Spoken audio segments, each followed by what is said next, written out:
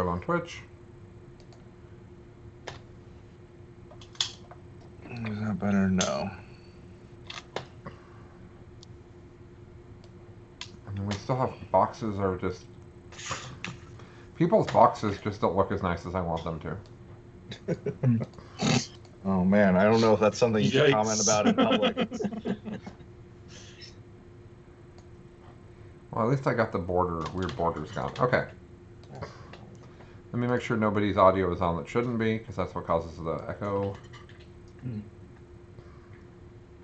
Whenever I add somebody, they get added twice for audio. Okay. Let's see if anybody can hear us okay. Hello, people. How do we sound? Do we sound alright? Ooh. Yeah, I'm still getting an echo. No, we're getting like upside down Chuck. Oh, not Chuck from the Upside Down. Yeah. You're really showing the fact that you might just be a demon in a Chuck suit. I Can't turn on his camera. The Chuck isn't a demon. This is some sort of... Yeah, I'm gonna go back to starting over. I'll be right back.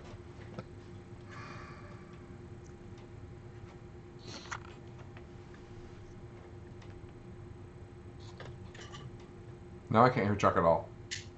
He's restarting his whole thing because he's still getting an echo. Okay. This is so weird.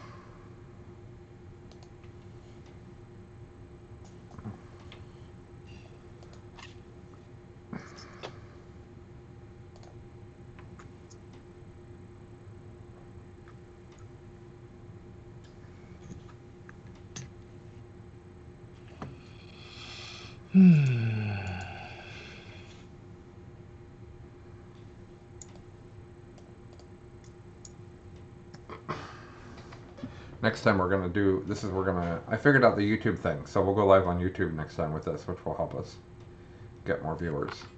I need to spend less time on the Facebooks and more time on Reddit and YouTube. That's how we're going to grow our audience now. Agreed. Makes sense. All right, we have 5 people here. Could somebody tell us that we sound okay? And then we'll be You off. sound great, Colin. Well, thank you, Mitch. So we're going to talk through the tier list response. And then we're going to do our tournament. We'll do our tournament recap, which we'll let Chuck go first. And then we'll fill in with the games that Chuck didn't cover if there's anything interesting in those games. I don't think that Mitch in my game was particularly interesting, even though we had fun. I shot at him. And then I stopped shooting at him, and we went and did something else. Okay. So I think we're good. Everybody ready? Hey, Chuck. How do I sound now? Great. The All right, modulator's good work. working again. The Skype launched 7 instances of itself, and I'm suspecting that wasn't helping. Did you close 6 of them? I closed all of them. Oh. You have the closing power. Purged them all and let the Emperor sort it out. We also look nice. Oh, somebody's looking at the wrong screen, probably. Yeah. Chuck's video is not updating on Twitch in real time. Interesting. I'm not seeing him in my Skype at all. Where did he go? Oh, his video is gone. That's why Yep. Twitch is not updating him. Yep. Perhaps you could bring your video back. My video says it's here. I see me moving around. Could you turn it off and on again? I can try.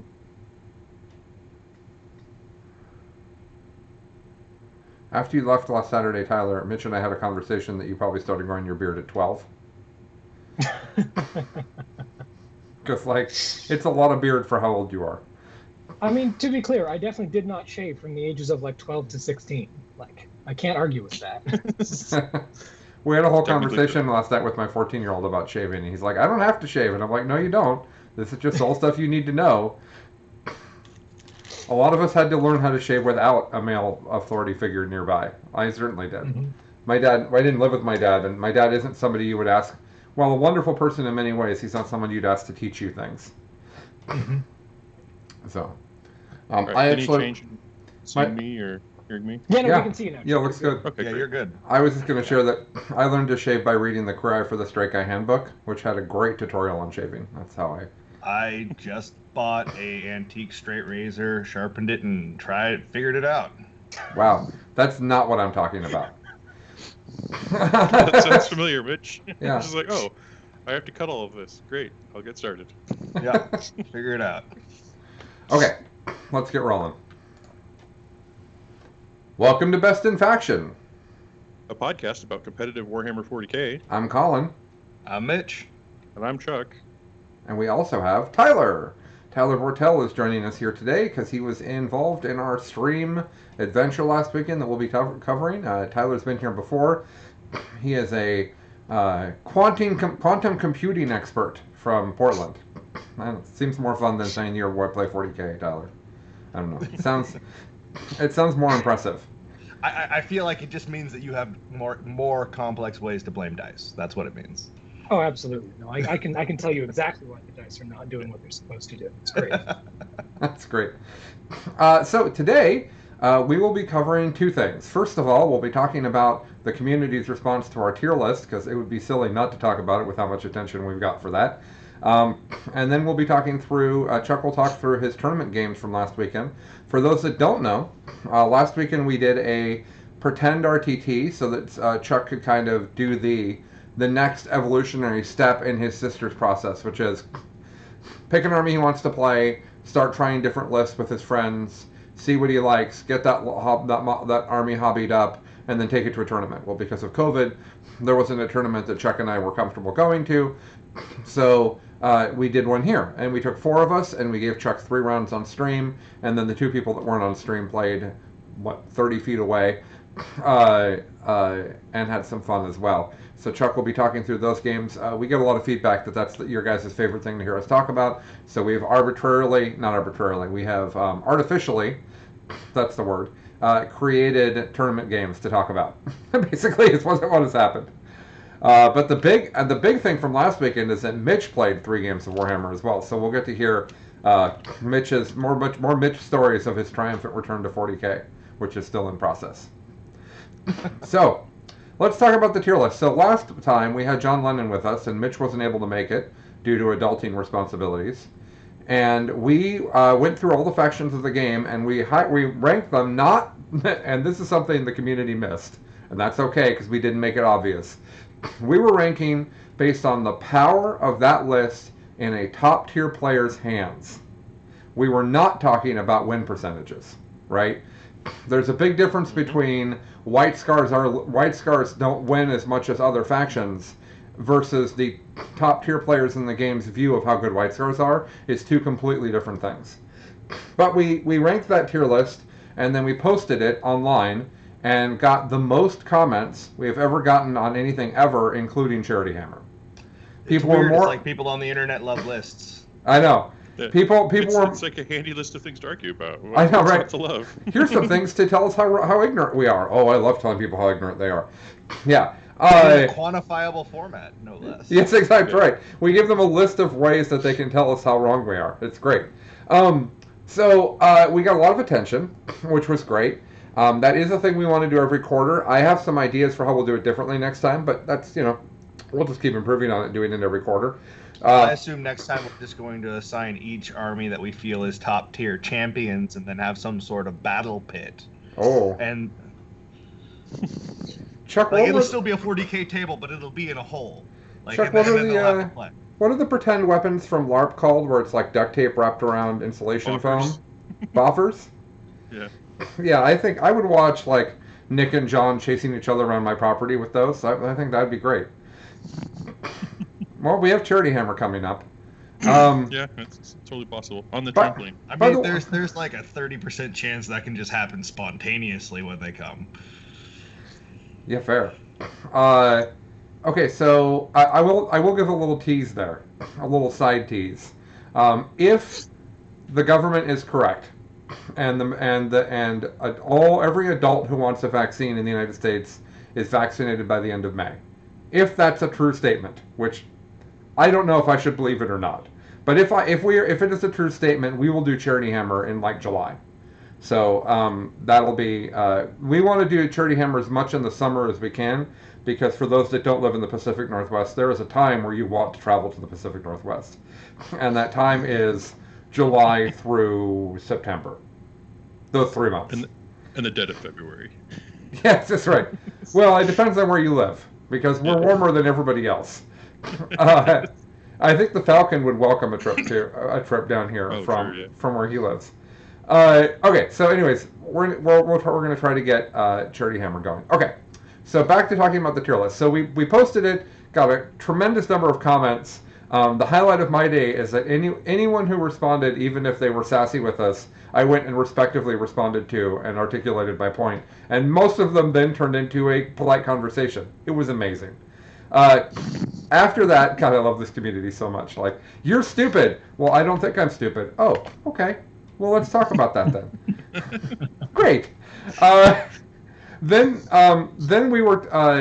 our tier list was taken by Ennis, and he had the community on Reddit and Facebook respond to our tier list and got like 1,500 responses. And that did make a very different list, because then you're talking about what are people's perceptions of what's good based on what their friends are beating them with. That was really interesting. Then Pablo talked about tier lists using our format on chapter tactics, and then Mob Rules talked about tier lists on their show. I haven't listened to that yet, but I can presume that it is not informative and very entertaining. That's my. Yeah, I look forward to that one. Yeah. Most of all. So we caused this kind of. Well, I don't know if we caused it. We reminded people that tier lists existed. Is really a better way of putting it. And it was a heck of a week. It was fun to see everybody talking about tier lists. So, I want to just talk about the sort of feedback we got and discuss it a little bit before we get into the tournament report. So, a few things that we didn't do a good job articulating and a few mistakes we made. Let's start there. We didn't articulate our purpose well, which was not, like, a number of people responded, and I think it's fair feedback. How can blah, blah, blah be good when their win percentage is blah? Mm-hmm. That's the Ynnari thing, right? Ynnari was widely accepted as this top-tier thing that top-tier players are very difficult to beat with. Lots of people failed at playing Ynnari. When orcs were good, and whenever that was, Chuck, when we were at Renegade Open through LVO, like November through January, when orcs were top-tier and everybody was terrified of them, orc win percentages were still bad because there's a huge number of orc players who don't give a crap about what the most competitive list is. So you can't just, win percentages are interesting, they're fascinating. You can't just look at them and say this is the best army, because you don't know all of the rest of it that's going into that. So well, they can win percentages are much more useful when you're looking at an overall playability of an army. Mm-hmm. So they're much more indicative of where a skill floor or a skill ceiling might be. Where, okay, yes, this army has a good win percentage at RTTs, but due to a matchup that exists that you will see in five games because it's relatively common, like all of those things change over time. So there's meta contextual things you always have to take into account when you're trying to discuss the viability of a faction, or more importantly, it's really viability of lists, because you guys aren't ranking these armies just on like, well, that faction's good. It's like, there are these builds. Right. They allow it to compete in the meta in these ways, and that is why this army is good. So it's a little misrepresentative at first glance, because you think, oh, they're talking about this army. It's like, well, yes, they are talking about an army in the case of like Dark Angels. The army is just great. But when you're talking about Tyranids, there's specific archetypes and builds that you need to be playing if you want to see any kind of result. And Mitch, I think that Knights were a good example of that, right? A bunch of people wanted Knights to be F tier, and I think we put them pack. I don't actually remember. Yeah, they're packed just because of the Megara and the Warglaive. Exactly. If you play 3 Megaras and however many, 3 Warglaives? 4 Warglaives. If you play that list, it is not. That is not an F tier list. That is a list that blows the crap out of people and removes them from the table. That's what that. Attest to that. Yeah, it certainly has some. It has some weaknesses, right? But it's not. It's certainly no F tier. But it's not F tier. Right, exactly. It's the kind of list you'll roll into almost any GT and go 4-1 with.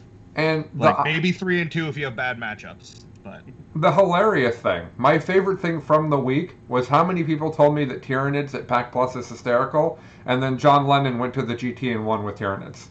Yeah, Like, that shows perfectly what I think we want to be saying here. Is they're saying this is what people are winning with right now, and what we're trying to do is tell you what the next thing is. Yep. If you think to every LVO, people didn't go into LVO with the winning list that everybody had been playing up until now. The people who win LVO bring something new that's amazing and powerful. We're trying to talk about that next new, not report what just happened. There's no way we could ever catch up with Falcon as far as reporting what's happening, right? We would just be... Yeah, we have data for that. You can just go look at the data.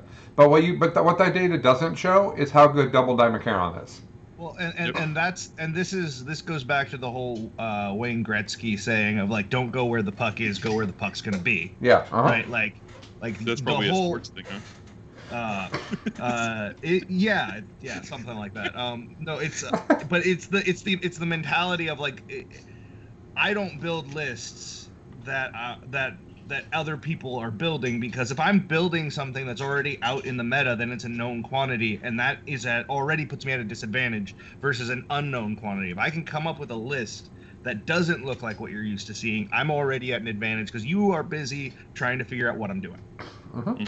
Yep, I think that's true. I also like playing what's in the meta because then playing it and getting into it is much better for teaching me how it works and then how to disassemble it. Oh no, yeah, you have to do both. It's like a mix. But like my preference, my personal play style is always to try and anticipate what I'm gonna see and build to counter that. Yep. So, just to summarize what we're talking about, we were ranking the best lists, not factions. Is another way of looking at it. Okay, so the thing we did terribly that we should feel bad about is we said we were not going to rank Soup, and then we ranked Soup for some of the factions and not others. And that was just a mistake. That's all that was. And Soup is such an inherent part of the game that we will be including Soup in the conversation. The problem with Soup is Tyranid Soup is terrible because GSC are bad. Where Chaos Soup is required if you want to play top tier, and Imperial Soup is this massive vague term that doesn't mean anything.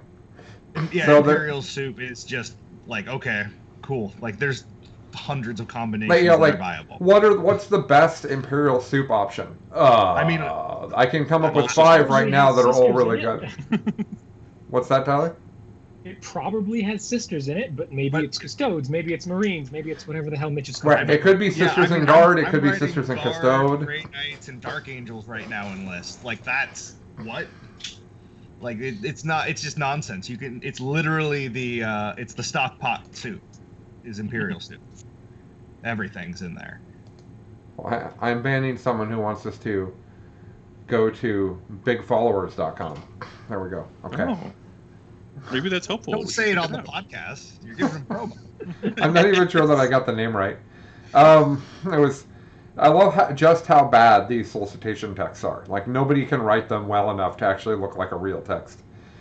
So we will handle Soup better next time. We have some ideas for that. I also have an idea of doing what like ESPN does for ranking football teams. That's more sports stuff, Chuck. Where they have a panel of analysts, and each analyst answers in a vacuum from each other, and then you rank them, and then you basically average them out.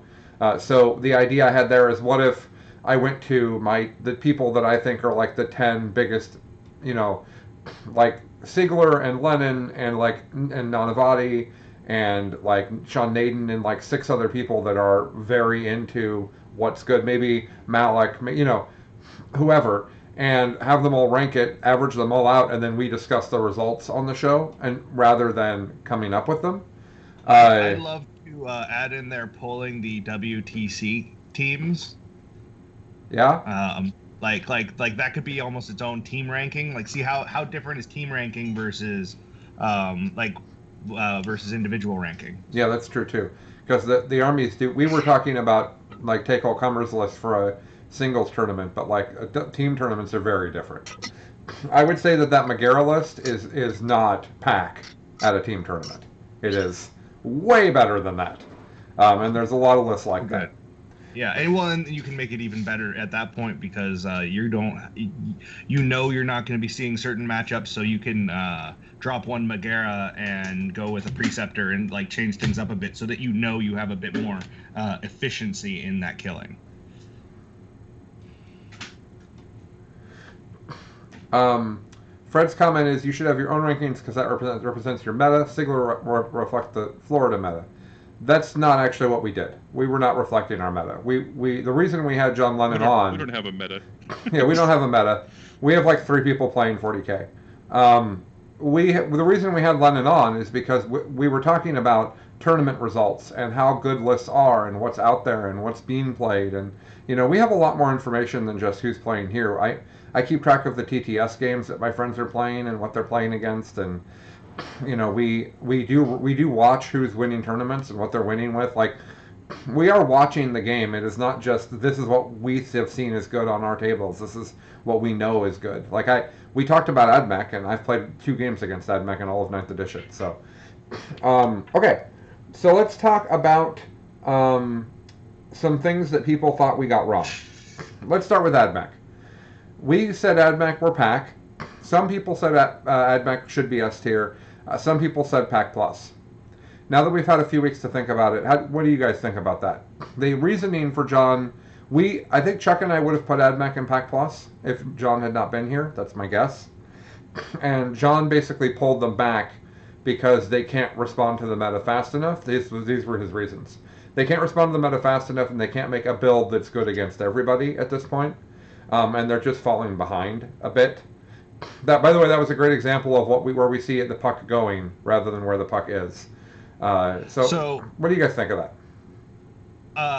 For AdMech, I would say that AdMech come with the biggest asterisk of any army in the game right now. Of if your meta doesn't have a lot of terrain, if the stores just haven't caught up to 9th yet because COVID, all the different things are going on, you can't really expect them to be outlaying money for terrain right now.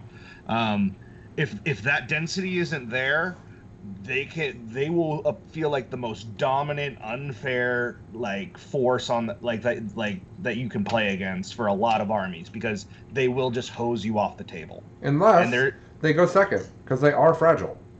Well, even if they go second, they have enough ways that they can screen you out now. That for not a lot of points, they can do a good job of just making it. You're not going to get to my gun line, and since you have nowhere to hide, second can be mitigated somewhat. But yeah, that's the case with any gunline army. Guards suffer from this problem. If you go second, your stuff is delicate enough that and the table's small enough now that the other army is going to pick some stuff up, and that's always going to mean that your counterpunch isn't as good. Mm-hmm. So, but they will I totally understand if you're playing in that sort of terrain environment how they would feel super frustrating to play against. Mm-hmm. But at the same time, if you have the dense terrain, if you have all those different things, they do start to struggle. Their combat options aren't quite fine-tuned right now. They really actually do a lot better if you pair them with sisters so that you can have that. They have some... I think the best AdMech army hasn't been built yet, and I think it's built around just being able to max out secondaries because they have a lot of tools to get secondaries and by having infantry leave the table and then being able to come back down on turn 5 or just different things that they can do that a lot of armies can't. But I would put them very solidly in Pack Plus at least. The S tier they're either great or they struggle, and that's not the definition of an S tier. An S tier it's great or it's at least always going to be a good matchup. Yeah, and just to remind everybody, the S tier was Sisters, White Scars, and Dark Angels. I will play against Richard Siegler at a tournament playing Adbeck and with me, and he's better than me, right? Playing any 3 of those armies, and I think I'll win, right? That it's just not. I might not win, but I would feel good about it. There's a but gap. Let's make a point here. The entire conversation we're having is all Imperial armies. But yeah. For S tier, yeah. Are there other armies? No, but and Dark Angels. Yeah. Well, yeah, there are Dark Angels. Angels. Yeah. So, but the other thing about Pack Plus is that AdMech army in that same example Mitch just gave. Now they're playing Knights and they went second. Oh, they lost. I'm sorry, AdMech. oh, they went second against guard and there was not enough terrain. Oh, they lost. So like, they have the same problem that they invoke on other people with no terrain. But the thing about AdMech that's interesting is there's several of the Pack Plus answers that they just have a really hard time with. Tyranids being a good example. And also all the Chaos Soup stuff we talked about. If it goes second against that, now you have Magnus and Mortarion on you, and you have no answers. So I get why John put them in Pack. I think they could have been in Pack Plus. Anybody else have any thoughts about that? I think it's just one of the things I think about. One of the things that John talked about that held really true to me was that they can't put all of their tools into every list, so they have to be specific to their meta. And I think particularly I see like Colin and I play a ton. We play the most with each other, and we have to be careful that our lists don't start to skew towards each other's lists. Yeah. If what he's saying about AdMech is true, where when they're nailed down to fight a specific list that they're basically unstoppable, it's going to feel like if you're just playing your buddy or you're playing in a group of 4 people, the person can hone their AdMech list, not even intentionally, just over time. That's what their experience says. This unit's good. It always performs. I'll keep it. This one doesn't. I'll get rid of it, right? And slowly but surely it becomes key to destroying you.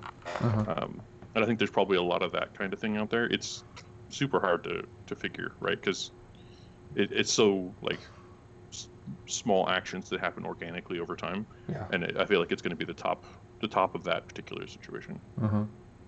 I think it's worth noting what exactly you should take away from the idea of AdMech as a pack army, because what you don't want to do is look at that and say, okay, AdMech is pack, I don't have to worry about it, we're going to move on.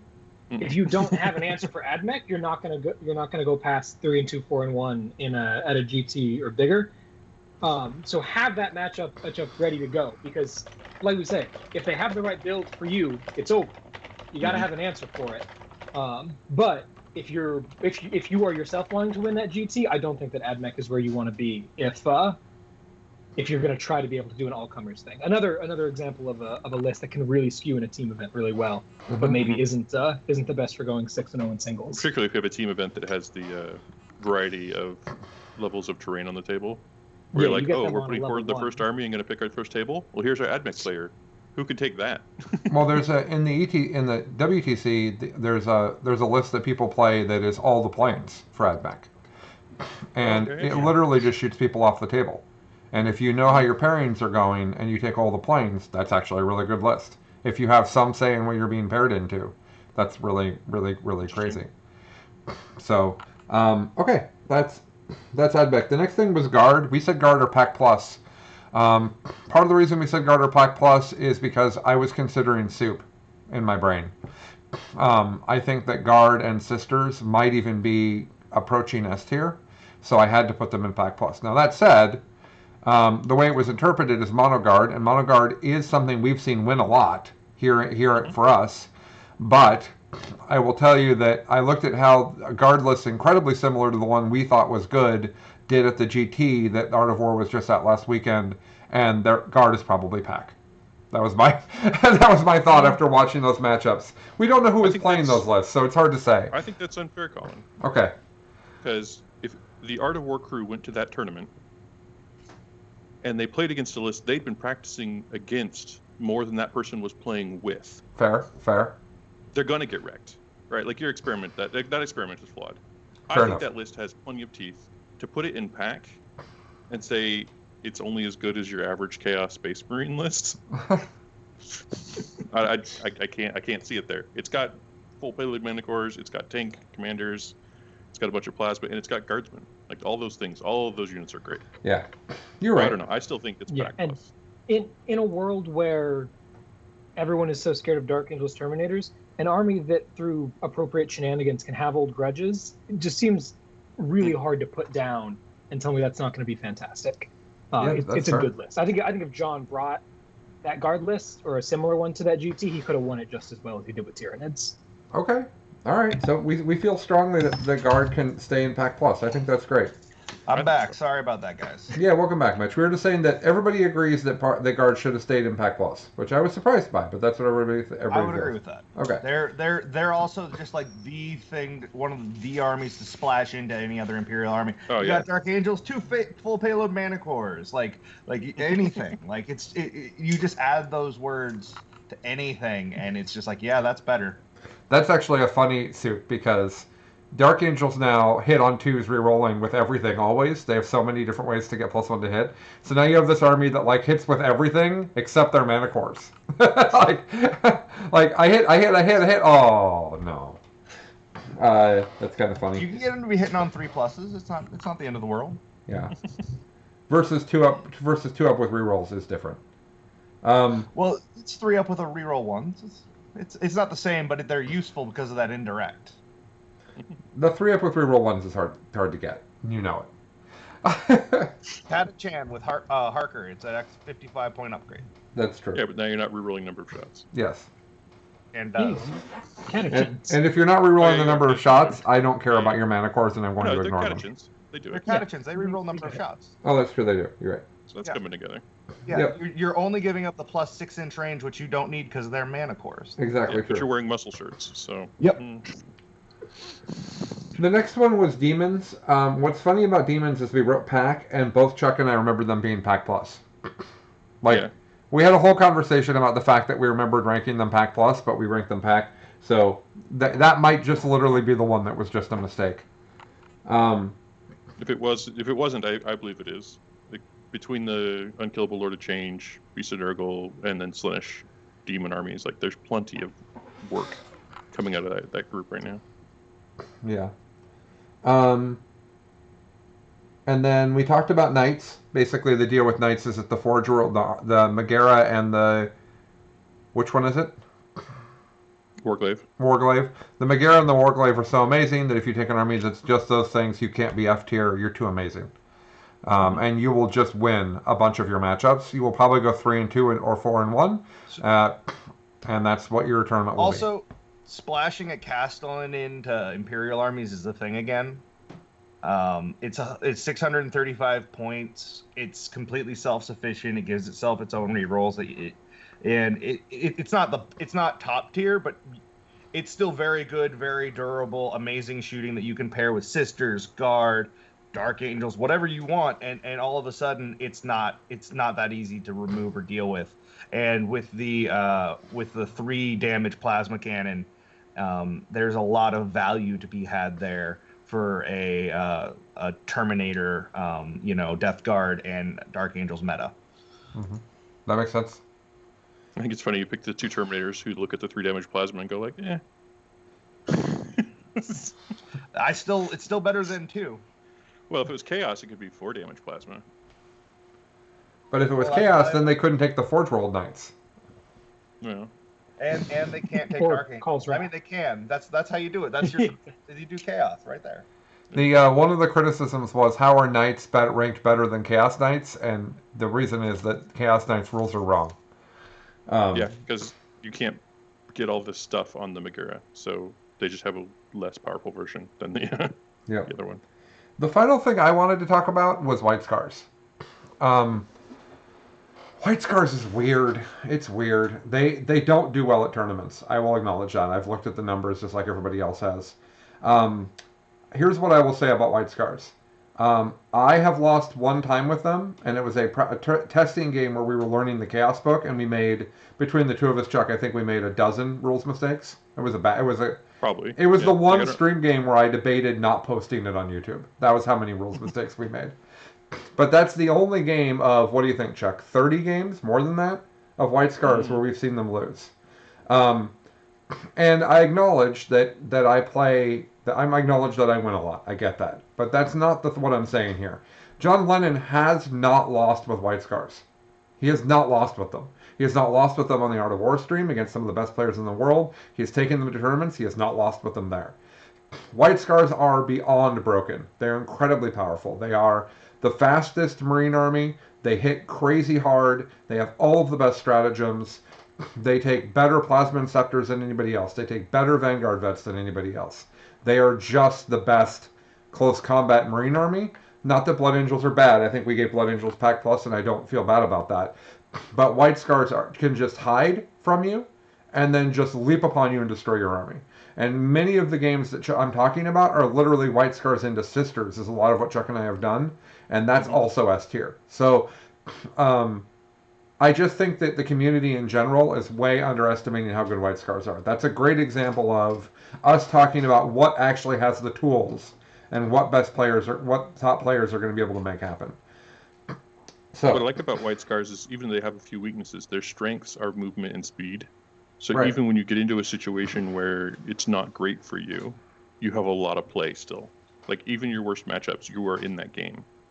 And then in some of your best matchups, you just waltz right through. Right? They're in a very powerful position. Yeah. We saw that at the Hammer Out Cancer RTT, right? I played 4 games, and the first game with Tyler, it was obvious to both of us, Tyler, that the White Scars rule set was just better than the Tyranids rule set, right? That was obvious. Yeah. And then the next matchup, I thought I was losing, and then I tabled Peter. With Chuck. I thought I was losing, and then I beat Chuck, and then I thought I was You're losing. like, oh gosh, I'm about to lose this game. Just charge everything in your army and kill it all. What does it look like now? Right. Oh, look, I won. That's great. Whee! Yeah, and the game with Peter was the same, and then I played against the guard list that had been wrecking everyone, and I just charged into it and killed it. Like, there was no nuance. I just ran at it. So, the question is, what does the White Scars into Death Guard match look like? I think that the White Scars into Mortarion with Warp Time is a thing. But Mortarion with Warp Time is not the Death Guard list that everybody's doing. So, we have to see where Death Guard lands. I think that White Scars are too fast. If you're playing mono Death Guard, I think White Scars are too fast, and the fact that you don't have Warp Time means they're going to shoot you and never let you charge them. Never let you get the charge you want unless it's a long charge. I've seen that game played out, by the way, on several battle reports, where the Chaos player is going like this, and the White Scar player is literally measuring charge distances and is moving in a circle around the army. And then Fred makes a great point. Scars are hard to play for the average player, high skill. That's absolutely true. You know what else? So are Sisters. And we got feedback that Sisters shouldn't be S tier, and I think that's from the communities where... Sorry. I respect your opinions. You don't think the Sisters are hard to play? I think they're S+. No, it's funny that people said they weren't S tier. Yeah. That's what I'm saying. I don't know a world where that's the case. They're amazing. Yeah. From my perspective, I've been playing with, like, Orcs were great for a little bit and they sunk. I wasn't very good at Chaos when Chaos was good. And Orcs sank, and for a long time I've been playing sort of these middle of the pack armies. I've been sort of frustrated because Colin and I would play and we'd just be like, why can't we get a good game out of this? Whatever. I'm like, I'm not learning. I'm not improving. Mm-hmm. And then I played Sisters, and I'm like, oh, I'm making Colin work or lose every game. And it's not like I suddenly got better. Like. Yeah. I just got a better set of data sheets, but since then, because I've got that room to breathe, I've seen the improvements that I was looking to get. I'm playing with a good army. That means I can actually play the game instead of try to supplement my bad set of data sheets and my bad set of rules. And so I'm learning faster and better. So it's, to me, I don't know. I've lived the proof. I don't see another way that it could be otherwise. Mm-hmm. Yeah. Whereas Scars will always be great because they are incredibly high mobility and you can't take that away from them. Sisters, similarly, I mean, until they do something crazy, sit in a similar position in my mind because they will always be reliable. And there's just something to that is great in every single matchup that I'm not banking on any contingencies. I don't need dice to work in any place. It just, I do my thing and you have to respect it. Well, an auto charge, right? Just knowing you're going to make a charge that's 10 inches on your turn and being able to plan for it is like, if you had given that to Yanari, I never would have lost a game. Right? So like I think that we're getting into stuff that one of the questions I wanted to ask Chuck for for his actual Sisters match was, like, how much do you think the fact that you don't have to stress, you don't have the mental strain of wondering if you're going to make the charge, wondering if you can do the damage, because you'd be like, okay, cool, if I wound, I'm going to push 6 through. Or whatever it is, you already know that dice is there waiting for you. How much do you think that reduces the amount of mental like energy it takes, because I know that like I'm like, okay, I got to do this, but if that happens I can do this, if that doesn't happen I have to do this. Like there's so many extra contingencies and thoughts I have to put into things, because like if I don't make that charge, I don't want that unit to disappear, so what are we doing, right? Go ahead. I get that, and I agree. But you take that away and you add a whole other set. Yeah, of rules. Because you're trying to use your miracle dice. You're trying to make sure that you kill something in each phase that you can, so that you get more miracle dice. You're doing a different set of considerations. What I actually think is interesting about it is it adds to my opponent's difficulty. Because if I'm showing 1/6 on the miracle dice, as long as I don't use that 6, you have to play around all the different ways I can use that 6. So I'm just like, oh, it's just right there. Just keep thinking about it. I could charge with it. I could roll melta damage with it. I can do whatever I want. I can use it on a morale test. Yeah. You should get bigger, flashier miracle dice. Just put right in the center of the table, so your opponent has to look at them. Yeah. Hey, look, it's a 6. Just so you know. Or make them just like gold, like just something eye-catching. Okay. I know, but it does change what you have to consider and think about. I think the worst thing is I have to make sure I don't spend miracle dice I've already planned on. I've screwed myself that way a few times. No, so to me, like what I would think about doing is setting that dice by the unit. Like as I'm like, okay, this dice has to go here. Like, do you feel like that gives away too much information, or like it gives away that thing I was just talking about, where a 6 could be anything. But also it's kind of confusing in record keeping wise, right? Because now I'm putting these dice out on the table somewhere, and if it gets picked up, like I don't want to I don't want my opponent to feel like they don't know what's happening. No, absolutely. I was just curious. Okay, so that would be my immediate solution. Let's wrap up the tier conversation and then move into the sisters talk. I do want to comment that we did just flat out forget to put Thousand Suns on the list.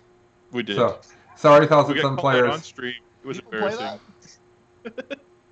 I am sorry to tell you this, but you were F tier. I apologize. I think they're F tier or like pack minus. It's hard to tell what the difference is there, but it's not good. Yeah. So, okay. So, and by the way, the community thought that way undervalued White Scars. That's what that in the community. That's the thing that the community I thought got the most wrong. Was White Scars. So that's why I brought it. What? They thought White Scars were bad. I think they said they were pack. They might have said they were pack plus, but they did not say the rest here. Interesting. I think they said they were pack plus actually, but whatever. Okay, so now we're going to talk about the tournament. So we got together last weekend. You can find all of these games on our YouTube. Which is YouTube/BiffPod, I think. And Twitch, they're still on the Twitch for a while. Basically, Chuck played 3 games, and we're going to have him talk about the tournament like it's a tournament. And then after Chuck's done with his sister's adventure, we'll talk about the other games, in case there was anything fun to learn there. So we will now interview Chuck on his tournament, and that always starts with showing your work. Tell us about the list and why it's that way, Chuck. Should I be here ready with the list to tell people what it is? Do you want a yellow card? There we go. Why does he need a yellow card? Because he didn't have his list ready for the turn. No, I'm kidding. It's right here. I got it. I got it. All right, so let's go through the list to start with. It starts with a Bloody Rose Patrol. It's got a Triumph of St. Catherine in the HQ there. And then 5 Sisters with an Incessor Cherub for the troop. It's just a 5 points, so I was just like, whatever, throw it away. For elites, it has 2 8-man Repentia squads, and then it has a Repentia Superior, who is taking the Beacon of Fate and the Litanies of Faith, which is the extra miracle die and the reroll a miracle die every turn stuff. And then it has a squad of 2 mortifiers, a squad of 1 mortifier, and 2 rhinos. And then it has, excuse me, an Ebon Chalice Spearhead, which has a Canoness. That Canoness is taking the Terrible Knowledge Warlord trait. I find this Warlord trait to be incredibly good. It means that the first miracle die you roll of the game is a 6. Getting to start out with, like, I've got this 6. The threat is on turn 1. My Repentia could go nuts. Right? It really helps get that going back to the consistency thing, like Tyler was mentioning. They just do. On top of that, it gives you D3 command points. So... feels good. I grab a Gemini, a Future, and 2 Death Cult Assassins. And then for the heavy supports, I have 1 4 multi-melta unit Retributors with a combi flamer, and then 3 multi units with just they grab the simulacrum, and then of course the armor and cherubs on all of those because those are way too good not to take. And then I took two exorcists, 1 mortifier, and a rhino. Oftentimes what I did is I put 2 of the retributors in that rhino, and then outflanked the other one, or in some cases, if somebody doesn't have anything indirect or anything like that, I can just put them somewhere where they're going to hop out and cause trouble at some point. Okay. So your first round opponent was Tyler, and Tyler, could you run us through your list? Yeah, for sure. I did want to just ask one quick question of Chuck, though, that I think people might be curious about. Ebon Chalice is not something that you see in Sisters right now a lot. Do you want to explain that choice real quick? Yeah, so let's talk about what their trait is. The 3 things that they bring that are weird. They get a 5-up Feel No Pain versus Mortals. If it ever came up, I forgot it. The other thing they do is they can take any two miracle dice and turn them into a 6 when they spend it. And then the Terrible Knowledge Warlord trait that I was just talking about, giving you all those things. So if you look at my list, you'll notice I'm generating a miracle dice at the beginning of every turn. I'm generating a miracle dice at the beginning of my turn, and 1 at the beginning of the battle round. And I'm re-rolling 1 in each player turn. And that's before we get into when I kill something, I generate another miracle dice. So why they're Ebon Chalice is basically the way I've designed the list is I am going to have so many miracle dice. I can easily transform this 2 and this 3 into a 6, and that's on all the Melta. And then I save all the 5s and 6s for my crazy long Retributor charges and other kinds of threats. And that's sort of the overall. For sure. Yeah. Cool. That's also worth pointing out why the Retributors have the 3 multi-multis and a simulacrum.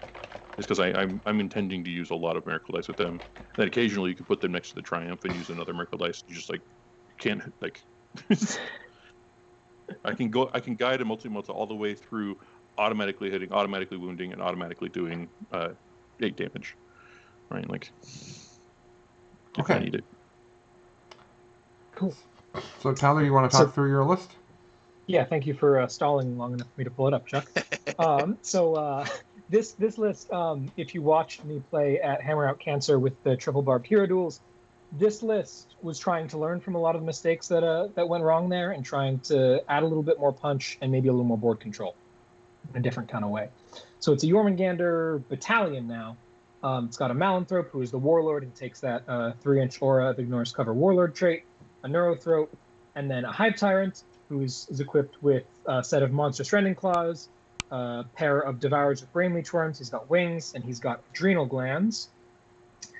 2 squads of 10 Hormagaunts, 1 squad of 3 Ripper Swarms, 2 squads of 3 Warriors with 4 Scything Talons and adrenal glands, and then the big fat squad of 30 Devil Gaunts, 30 Termagants with Devourers. And then in the elite slots, we've got 2 Lictors and the Maliceptor, and heavy support the 3 Barbed Hero Duels. So still all the defense, but with a couple more hammers now. It's interesting. I've noticed this every time I've looked at your list, and even when we were playing it, I always want to question the Tyranid Warriors. I always want to be like, why are you doing these? And then I look at their points, and I'm like, oh no, never mind, they're fine. But every time I'm like, why are you playing Tyranid? I just instinctually want to attack the Tyranid Warriors, and I'm like, well, actually, at 54 points, the wounds and the toughness that they brought are great. Yeah, I mean, you put them next to Ripper Swarms, and you're like, okay, these things are 17 points per model versus 12 points per model. I'm paying 5 points for +1 toughness, +2 armor save. You've access to -1 damage, synapse, and now for a point, I'm +1 advancing and charging. It's fantastic. And they punched well enough that I didn't want to put things in the area. But also on top of that, they're synapse. In our game, there were several times where you used that synapse to keep your stuff going. Yeah, it's super useful. And it didn't come up in our game, but they're also hilarious because they can use the Tyranids 3d6 drop the lowest charge if you have a synapse creature already in combat. So they can make Devil Gaunt charges and stuff way easier if you're clever with that. So if you're playing Tyranids and you're not looking at Warriors, think about them. Yeah. So our game, we played Overrun. So that's what I wrote down. Is that the mission name? That sounds like a. I have no idea. It was Hammer and Anvil, right? No. Oh, sorry, Dawn not of Hammer. I mean the other way. Dawn of War. Yeah, Mhm. the one I didn't want it to be. Right. When at least from my perspective, looking across the table at Tyler's army, what it is there's these 3 giant bugs, and there's a bunch of support for those bugs, and then a few things that are going to spread out into the table. And to me, I've been playing with the Deathwing against the Deathwing here and there, and a lot really the Space Marines in general tend to castle as well. So I took the same sort of tact. I said, okay, well that's where he's going to be. He's going to own those objectives. I don't really want to go into that space and do a ton there. I want to own the rest of the board.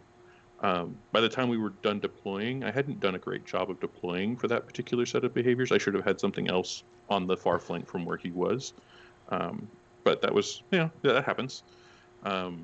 We started out, I got to go first, right? I think. No, I think I went first. Oh, I you wanted went to go first. second, That's but I right. went first. Yeah, it was not a very good first. I think you blew up a couple tanks, didn't you, or something? I thought you picked up something. I popped a Rhino, and I did some work on an Exorcist, and I made a big movement mistake. But it's a first turn. Mm-hmm. Yeah. I only basically responded to you after that first turn. I didn't want to bring my Exorcist out yet. I think that might have been a mistake. But I didn't, because as soon as the Exorcist comes out and is in front of those giant bugs, you are going to destroy it. Mm-hmm. And so I was looking for something other than shooting at one of the giant bugs, because I know I'm not going to kill it, whatever. But I threatened you, and the fact that your part of your durability comes at the cost of CP, just having it sit there and drain away your CP, like, I could do this at any moment, you better pay. It's basically what I was doing. But I launched a set of Repentia using some of the wonderful miracle dice I'd already gotten across and out from a building into some warriors and some gaunts, and wiped all of those out.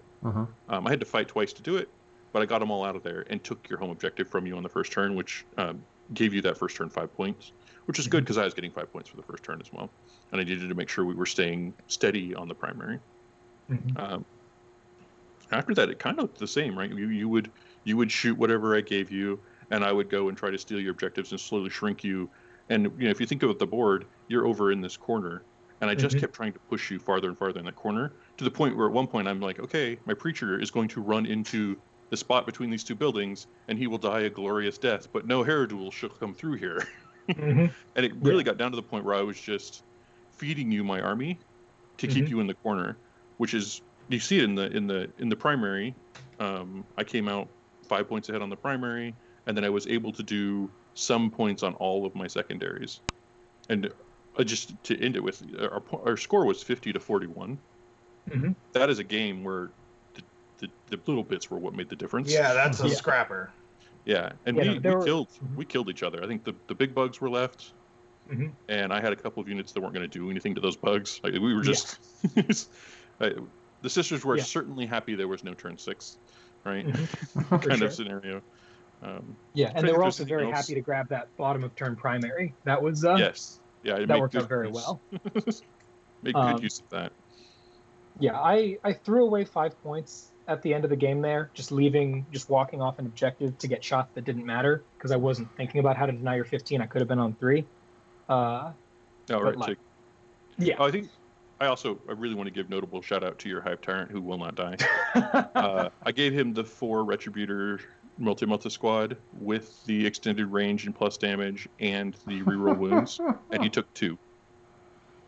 See, you gotta use the full payload mana core and get 11 shots. That works. I've tried that as well. It doesn't work either. I can't kill that model.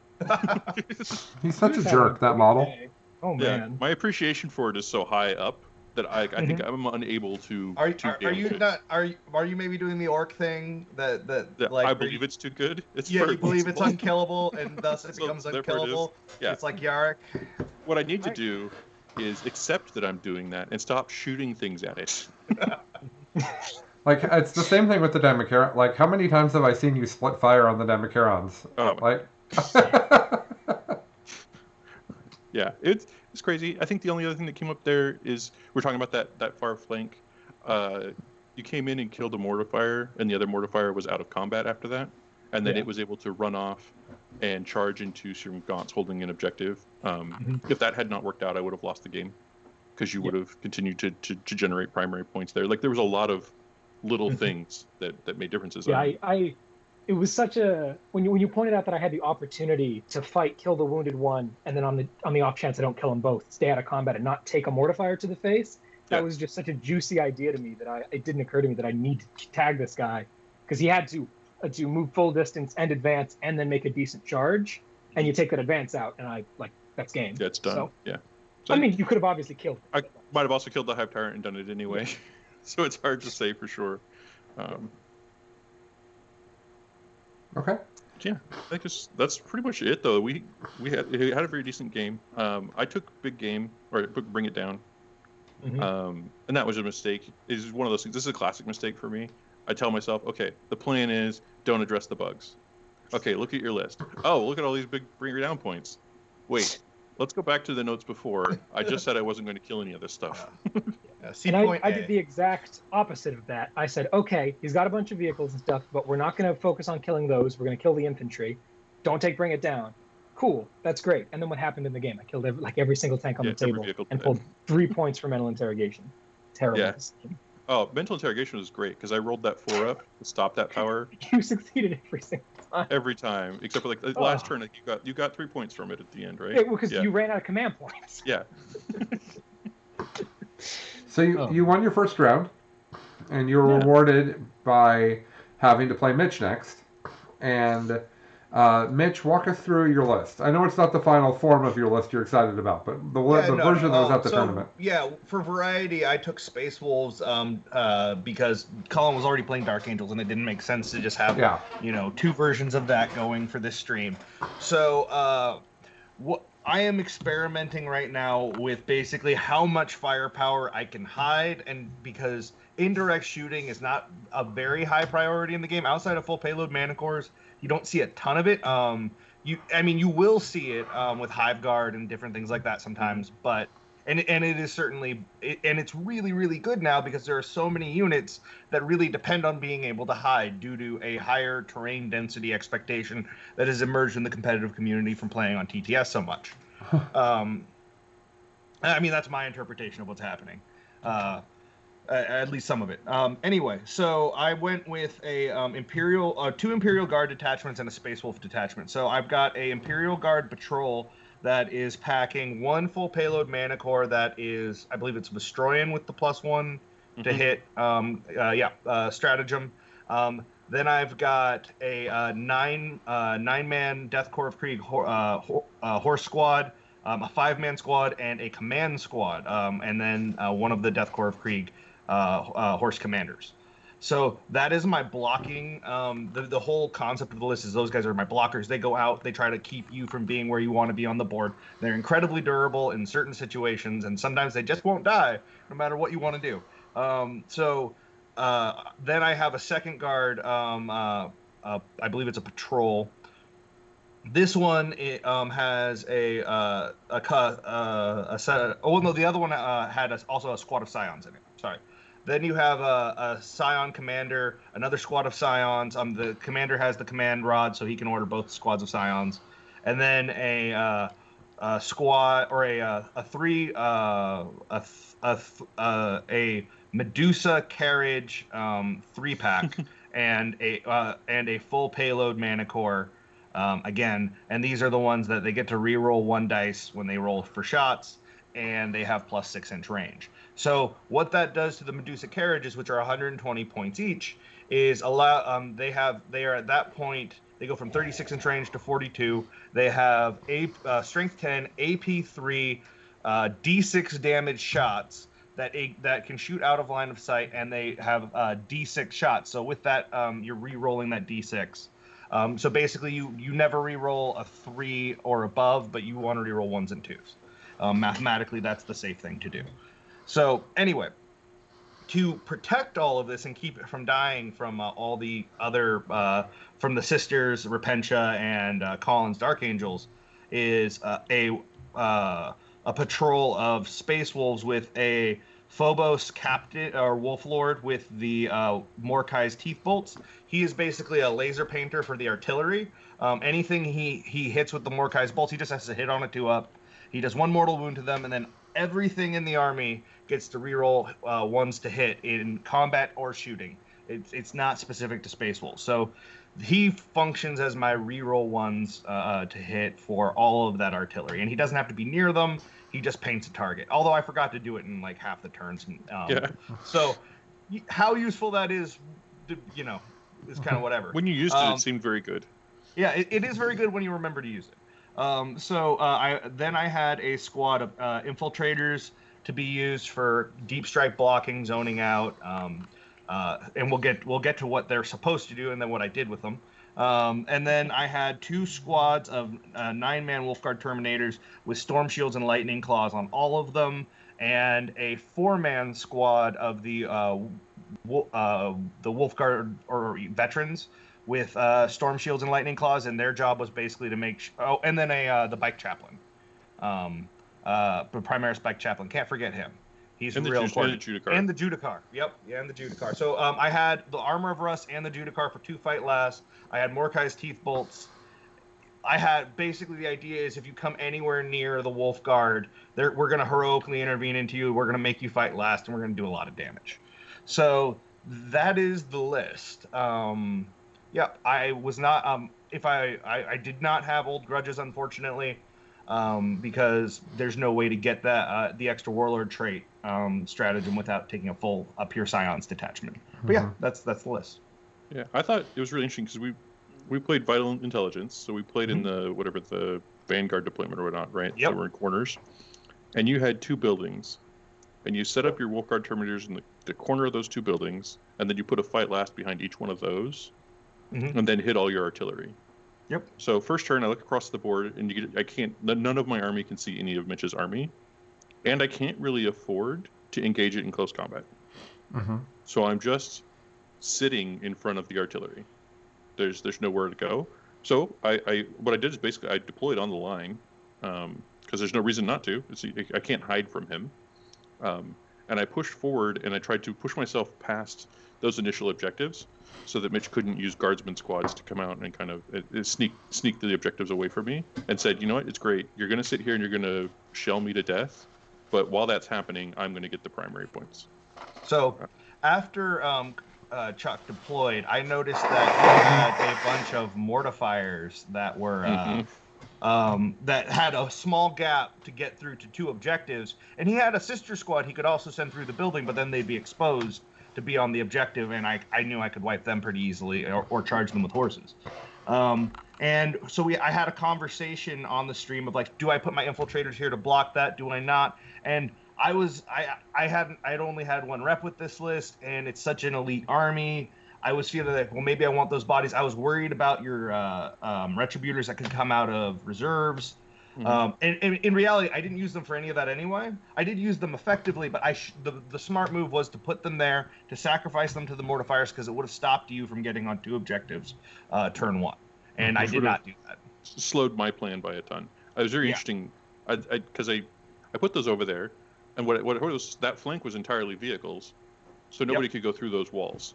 You have 1 squad of sisters, I think, but that was it. Yeah. Well, my intent was to save that squad of sisters in the building until the last turn. Yep. And have them run out onto those 2 objectives on that side and upsec them away from you to help me get that 15-point finish, right? Sure. But yeah, you didn't do that, so that my plan was just like, I literally just sort of grabbed my army and was like, okay, everybody forward. There's nowhere to hide. Everyone goes.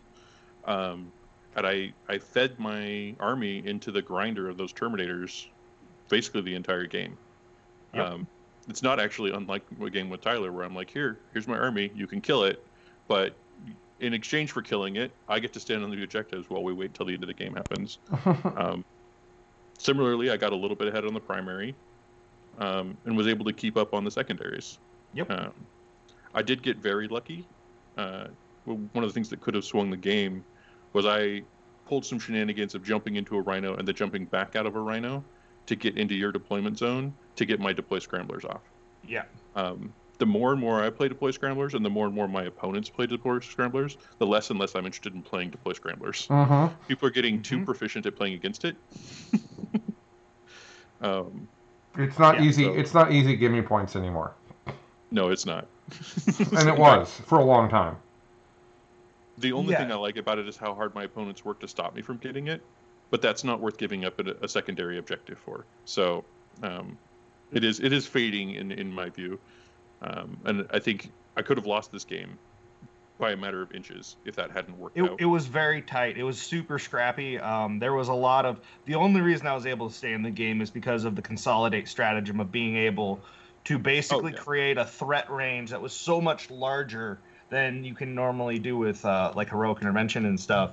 To just be like, no, you can't be here. And even then, you were still able to find holes to tag artillery. But what's really funny about those artillery, the Medusas, is that they have 5 attacks in combat. Yeah. So the Repentia are like, we could tag it, but like, are you sure? Like, we're gonna.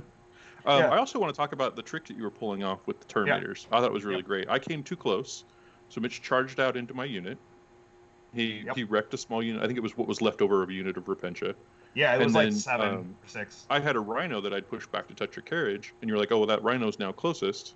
I'm going to consolidate 6. And whoop, I'm back in the wall. Yeah, I had like I had the CP saved. I'm like, boom, I'm going to do that now. It was the tiniest Unari, right? The little Unari came out, wrecked some stuff, and then bounced back into the building, and I was like, oh, I've been here before. Didn't feel good, did it? Nope. Even when it's just a 6-inch Unari, I don't like it. But yeah, no, it was very much.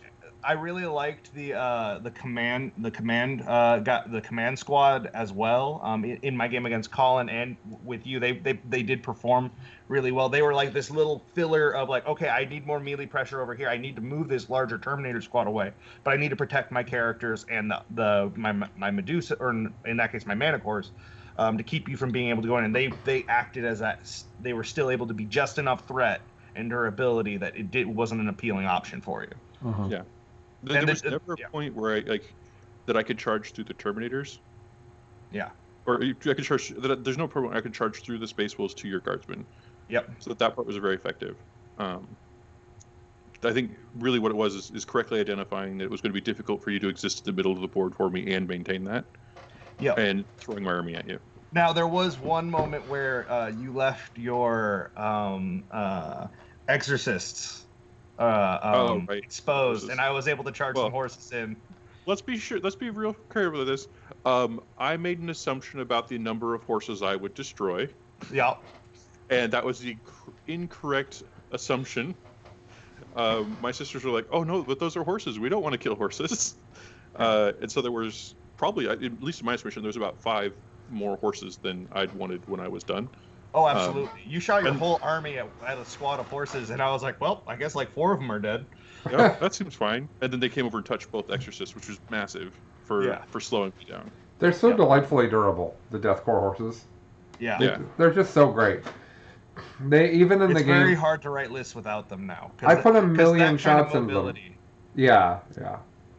I was going to say, I put a million shots into them when we were playing Mitch, and we were both surprised at how few of them died. Right? Yep. You're just like, oh, I guess.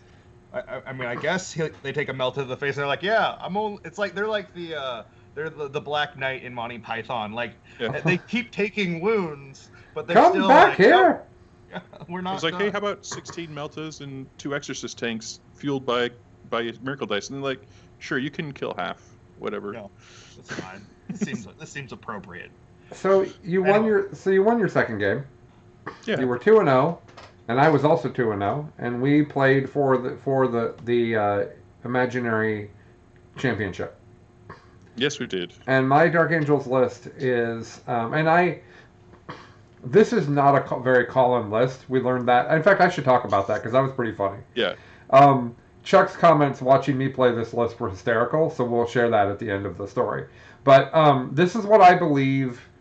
This is what I believe people are going to play. This is me predicting where the puck is going. To go back to, I like Gretzky too. So Mitch and I are just going to talk about Gretzky. I love a good baseball reference. Yeah, the rest of the show will be Centaur questions. It's Canadian baseball. So what we have here is what I think is the best thing that you can make. That's kind of the archetype of what people are going to take. So it starts off with a Deathwing Vanguard detachment. You got Azrael. Just take Azrael, people. He's not very many more points than your other options, and he gives you so many things. So it's got Azrael, he's the brilliant strategist, then it's got Ezekiel, I took Mindworm, Righteous Repugnance, and Mind Wipe. The Dark Angel's tree is so ridiculously powerful It's that so good. you can almost So roll dice to decide which powers you get, and you're probably fine. But these are the three that I think are the best. It's basically turning off an aura, turning off turning off an aura, fighting last, and reroll hits and wounds in combat. Those are the three powers. So then I have a Blade Guard Ancient who has Rites of War and the Pennant of Remembrance, which is the Wave Serpent banner. And then 3x2 Deathwing Command Squads that have a Thunderhammer Stormshield guy and a pair of Lightning Claws. I actually really liked that. I thought making them cheaper by only having one Stormshield worked fine. And the Lightning Claw guy, in all three games, those Lightning Claw guys did work. Because the Command Squads end up fighting weird stuff in your backfield. And so having a mixture of Thunderhammer attacks and Lightning Claw attacks was really cool. Or you can choose your casualty based on what you're going to be fighting. And Yeah. There's a lot to it. Yeah. And it makes them 10 points. It makes that unit, those two guys 10 points cheaper. And that's 30 points altogether, which is how you get Servitors in the list. And then I had a unit of 10 Deathwing Terminators that had 4 Thunderhammer dudes, 2 Cyclone Missile Launcher dudes, and everybody else has a Power Fist and a Stormbolter. I know a lot of people are taking the close combat version of that Terminator squad. As you will hear as we talk about the games, I strongly disagree with that. The shooting from that unit is phenomenal when you give it, when you basically tell them to hit on 2s re-rolling, and then they have re-roll 1s to wound as well. It's just too much. It's a lot of shooting. Then I have a Ravenwing Outrider detachment that has 2 Talon Masters, and then a Ravenwing Apothecary with a grenade launcher. He's got the Selfless Healer and the Chief Apothecary, making him even more broken than the one in the White Scars list because his aura is bigger for arbitrary reasons and his base is larger, which makes his aura even bigger. Then I had 4 Servitors. They're just to stand on things, and then 3 attack bike squads that are each 2 multi-meltas and a heavy bolter. This is weird tech that I think a lot of people are going to do. If you do 3 multi-meltas, you're then 165, and that means that you are 5 points more than a Talon Master, which you don't want, because you don't want your attack bikes to be what your when we stand targets. Dark Angels are going to take when we stand we fight a lot, and right now in my list it's Azrael, one of the Talon Masters, and the 10-man Terminator squad. I think I didn't get less than a 10 in the whole tournament, and I took when we stand on all 3 games. So that's my list. Chuck can go ahead and talk about the game, and I'll share my comments when he's when he's done. Yeah. So do we lose Chuck or do we lose me? No, Chuck. Oh, okay. This is the time. we deploy. Oh, hold on, Chuck. Can you hear me? Chuck, Hello? we had it. Yeah, you should. All right. You should start over at the beginning because Yep. we didn't hear any of that. So we played the Scouring. Yeah, we did. The one with the tiny deployment zone. I just want to be clear. We rolled for the missions, and we happened to get 3 of the whole 2 to get 5 missions. That's what we played. Yeah. Like it was all that. We decided that the TO whatever event we were pretending to go to decided that like it was going to be the it's hard to hold ground event to see if anybody would skew their lists for it. We didn't know, so As a TO, I would not inflict that on my players. Well, this was a great example there is of a TO that will. we had not done the scouring in a long time, so Chuck's reasoning was we can't just ignore it exists. Yes, we can. We absolutely can ignore that it We've exists. done it again. We'll check back in the second semester of 2021 and Yeah. try one more time. Yeah. And to be clear, this was not the intention. Colin rolled the scouring and said, oh no, we're not playing the scouring, and then rolled again and rolled the scouring and said, we're not playing the scouring, and then rolled again and rolled the scouring and said, okay, fine, Uh-huh. play the scouring. This is what we're doing. Well, I've been harassing Colin for a while that we don't play the Scouring, and we should, because, maybe people are interested in the Scouring. I don't know. Well, the other conversation we had is that we thought the scouring actually benefited the sisters, and we were trying to benefit the sisters. So, Oh, I don't think it did. but we thought But thought it did. Yeah. The whole two nature Now of we it know better. meant that I had to put my army in view of those Terminators with all those guns that people think that shouldn't have in order to take points at all. And I had to do it and then successfully be on 2 of them to even get 5 points. When you look at my primaries, they are 0, 15, 0, 5. Which, by the way, is more than I got. Just so we're clear. Yeah, you got 0, 0, 5, 5. Yeah. we continually screwed with each other, because in that mission it's easier to screw with your opponent's primary objectives than it is to actually try to score your own. So on the first turn, I think Colin, you went first. Yeah, you went first. You moved up into position. You had a bunch of disappointing advance rolls and things that made it hard for you to do what you wanted to do with the objectives.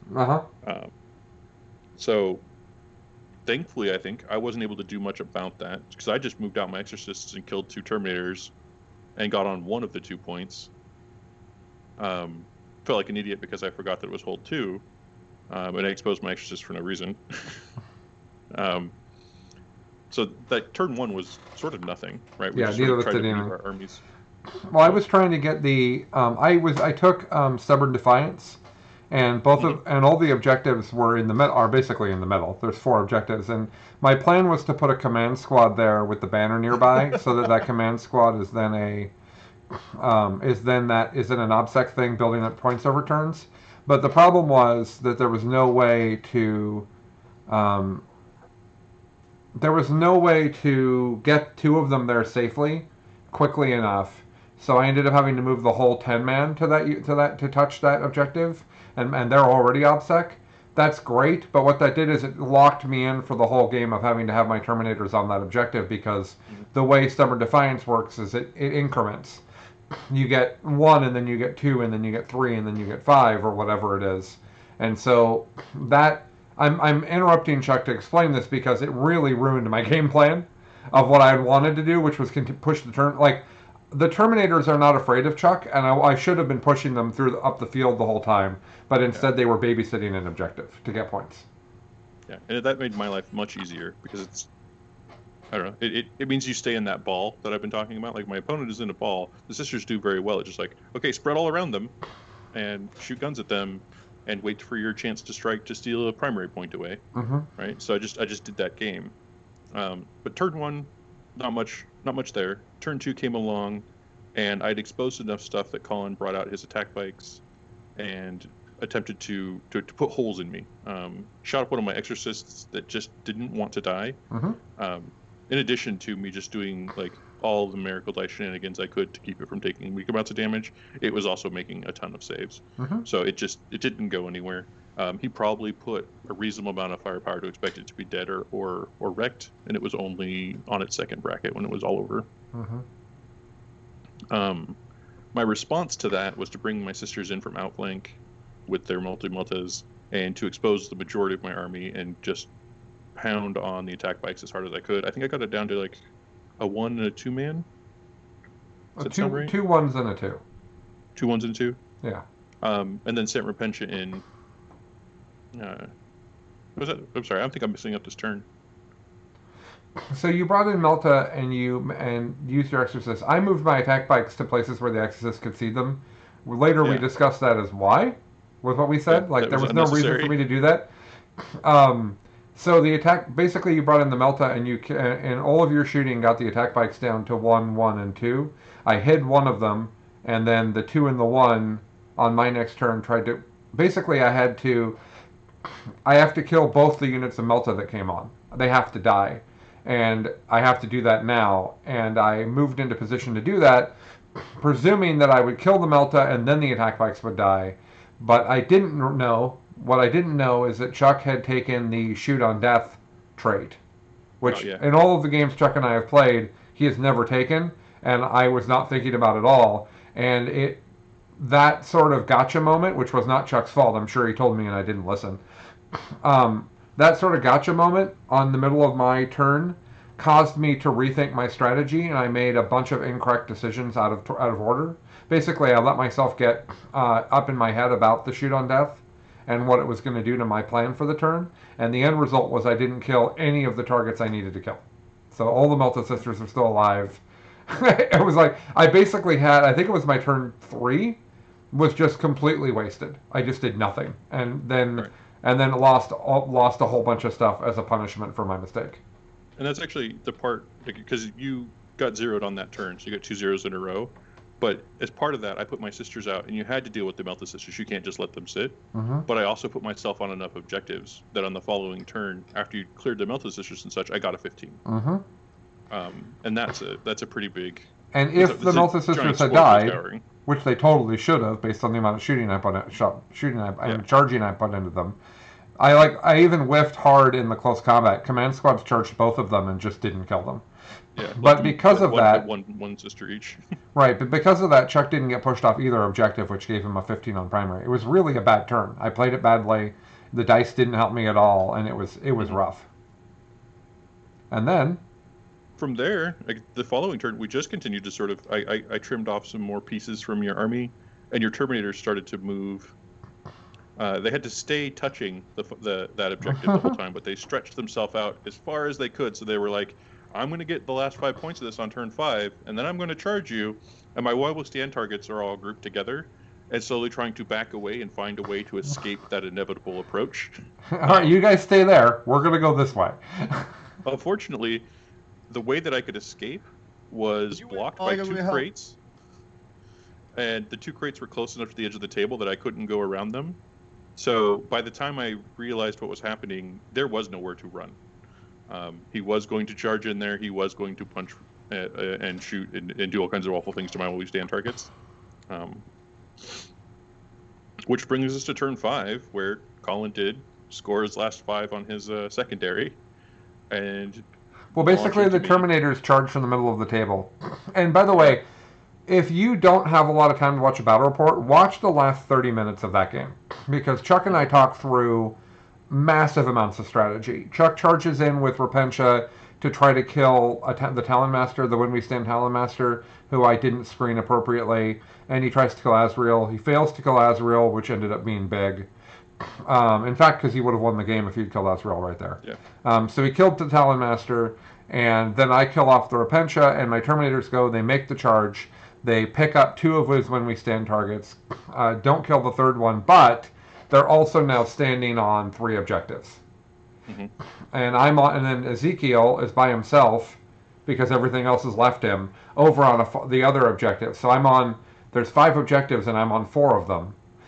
And then I had an apothecary that charged Chuck's rhinos on the 5th objective.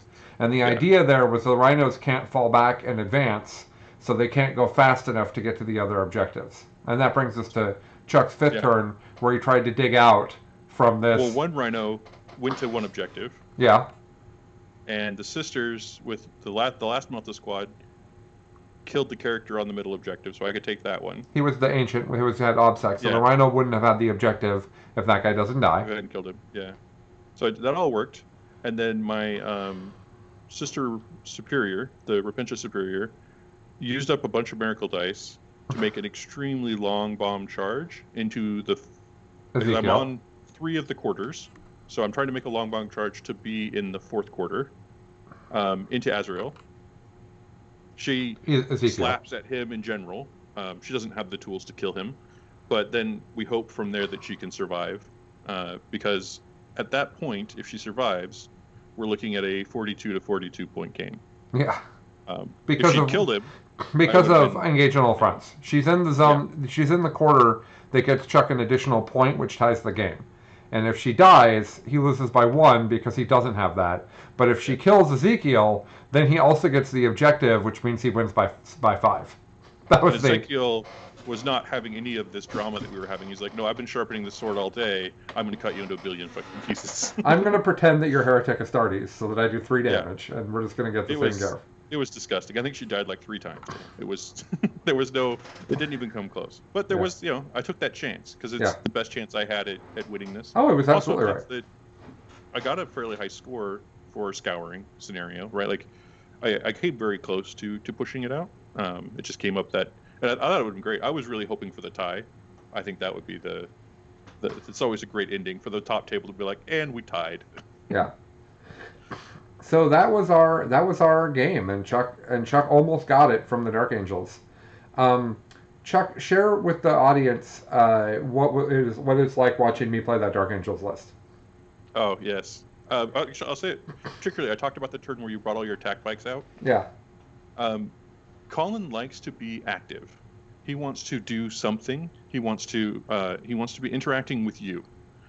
Dark Angels don't interact. That's how they win. So I actually have to try not to goad Colin, because I know that if I just pushed his buttons, he'd attack, like instantly. He was just like, because he's sitting behind these very slow Dark Angels. He's like, "Will you guys just attack already?" And they're like, "No, we're winning already. Shh, wait for it. You'll see, we're gonna win. We're just gonna stand right here and win." And he's like, "No, you have to get out there and do it." And I saw every turn you'd start measuring like, oh, and I'd be like, oh, he's building up an aggressive attack plan here, and then you would catch yourself and go, wait, no, I need to go back and do another step, which is good, but I think it also meant that you spent half of your time and energy building plans that weren't good, and then starting over and building another plan, and that plan would have been better if you'd had the whole time. To me, it was a really good example of how when you're playing an army that fits you really well, things go better. And when you're playing an army that does not fit you, you kind of, there's so many wasted dead ends in that you spend your effort on that it doesn't work. Yeah. And that's what I see, is you just like sort of struggling for you and the army to get along. It's like a bad buddy cop movie, Dark Angels and Colin. Well, it's interesting because it's not that I have to play an army that's aggressive, but I want to play an army that gives a problem to my opponent that they have to answer. And I want that problem to be something that messes their game plan. And the way the Dark Angels play is they're doing their game plan and you can't stop it. So it doesn't have anything to do, like your opponent could ignore you the whole game and try to play the game. And I think it's the difference between, when 9th edition first came out, I had several playful debates with Tyler about what I was playing, which wasn't the Dimachorons at first, but it was Tyrannid aggressive. It was, originally I was playing Pyrovores and Zoanthropes and I was playing aggressive Tyrannids that wreck your opponent, which, by the way, we thought was great at the beginning of 9th edition. Chuck and I thought it was like the best army. They come out of Deep Strike, out of Strategic Reserves, and they kill a unit. Oh my gosh. Yeah. Like, oh, but why is this? Tyler was saying, yeah, but you also can just take 1,000,000 Ripper Swarms and win. And you can just stand on objectives and just win. And other people were saying, well, what if you just take, whatever the number was, Chuck, 60 Nurglings? And everybody was talking about these OBSEC spam armies, and to me, that's not even fun to play against.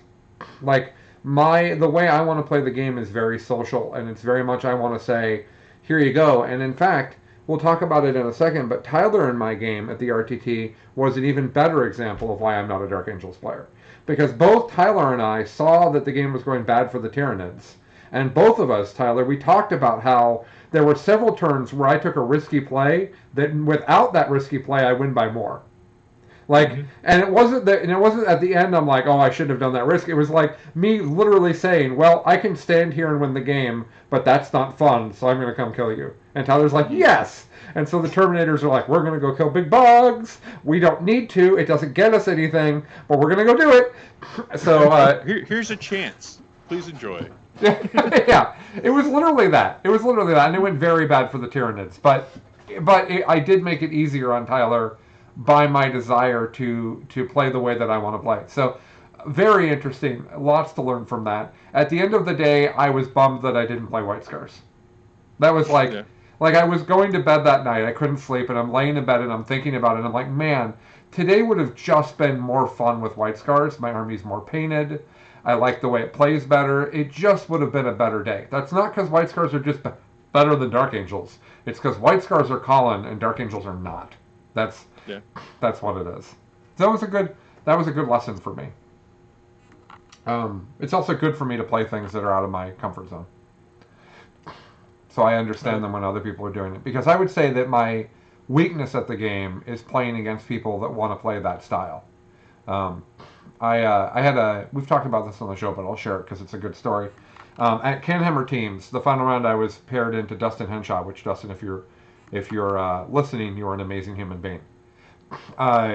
Dustin played, this is end of 8th. I'm playing my Eldar list that literally doesn't lose because the math is too strong. It's got Wraith Lords that come out and punch you and hold things, but the rest of the army's vibro cannons and planes and night spinners, and it's just crafters, and it's just awful. It just wrecks you. And he's got bikes and like an Exocrid and like some other Tyranids. Not even Hiveguard, I don't think. And he's got this super like, I'm going to hold the board army, and we get paired into each other, and I realize he's got no game against me.